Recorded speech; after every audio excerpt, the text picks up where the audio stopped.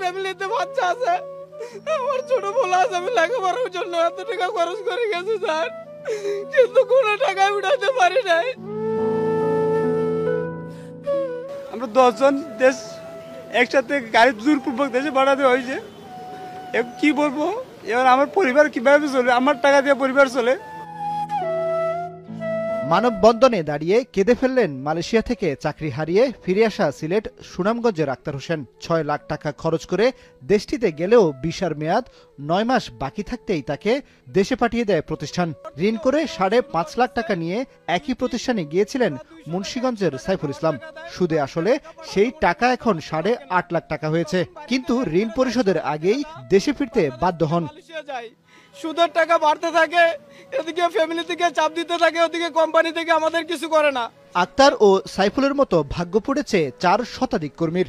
মালয়েশিয়ায় নির্যাতনের শিকার ও চাকরিচ্যুত এমন 150 প্রবাসী বিভিন্ন দাবিতে প্রবাসী কল্যাণ ও বৈদেশিক কর্মসংস্থান মন্ত্রণালয়ের সামনে মানববন্ধন করেন।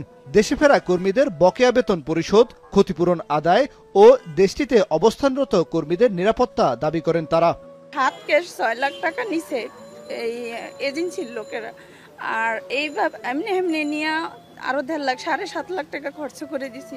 দীর্ঘ 5 মাস আমি জেলে থাকি, জেলে অনেক কষ্ট করে নির্যাতন হই, আমাদের অনেক মারধর করে। কোম্পানি আমাদের বেতন আটকানোর পর থেকে আমরা হাই কমিশনের দুয়ারে যাই, তো ওইখান থেকে তারা টিম পাঠায়, বলে কথা বলে, কিন্তু আমাদের কোনো সহযোগিতায় আসে না। দেশে ফেরা প্রবাসীরা দাবি করেন দেশটির মেডিসারাম ও কাওয়াগুচি ম্যানুফ্যাকচারিং নামে 2টি প্রতিষ্ঠানের প্রায় 431 কর্মী নানাভাবে শোষণের শিকার হয়েছেন। বিলম্বিত বেতন, হুমকি, নির্যাতন ও অমানবিক বাসস্থানের শিকার হয়েছেন তারা। কর্মরত প্রতিষ্ঠানে পাসপোর্ট জব্দ করে রাখা, কাজের অনুমতিপত্র নবায়ন না হওয়ায় অনেকে অবৈধ হয়ে যাবারও অভিযোগ তাদের।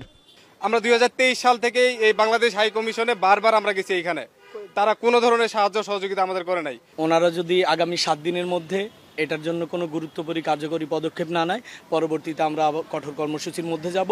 এটা ছিল আমাদের শান্তিপূর্ণ কর্মসূচি। পরবর্তীতে আমরা প্রেস ক্লাবের সামনে আমরণ অন্বেষণ কর্মসূচি দিব। এই সময় তারা বাংলাদেশ হাই কমিশন, বিদেশে কর্মী নিয়োগ ও মাইগ্রেশন ব্যবস্থার সংস্কারের দাবি করেন। দাবি আদায় না হলে কর্মসূচি চালিয়ে যাবারও ঘোষণা দেন মালয়েশিয়া ফেরত প্রবাসীরা। কামরুল হাসান, জনি, এখন, ঢাকা। 4 গুণ শক্তিশালী এনজাইম ও অধিক ফেনা সমৃদ্ধ অরিক সিলভার ওয়াশ মাত্র 70 টাকায়।